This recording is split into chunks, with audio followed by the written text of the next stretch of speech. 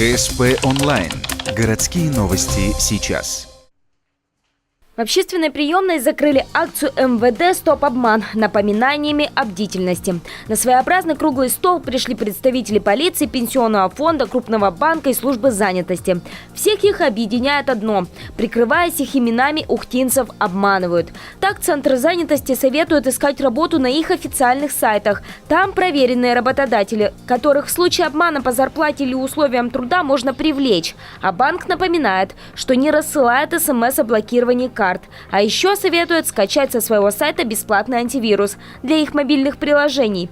Для пущей уверенности можно сделать страховку, тогда деньги точно не утекут в карман мошенникам. Пенсионный фонд, в свою очередь, информирует, их агенты не ходят по квартирам. Если к вам пришел представитель пенсионного, скорее всего, это человек из недобросовестного негосударственного фонда или попросту мошенник. Держите ухо востро. Все накопления вы точно не потеряете, но, скорее всего, окажетесь в минусе. Полиция и вовсе делится целым спектром мошеннических схем. Вот новая, сезонная. Заплатить за несуществующий дом на берегу моря.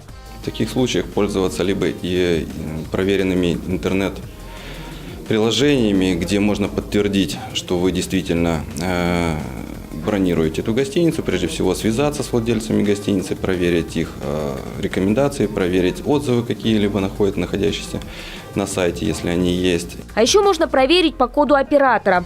В полиции говорят, если дом в Анапе, а симка зарегистрирована в Екатеринбурге, не рискуйте, скорее всего, это мошенники. Да и вообще, панацея от ушлых охотников за чужими деньгами одна – бдительность.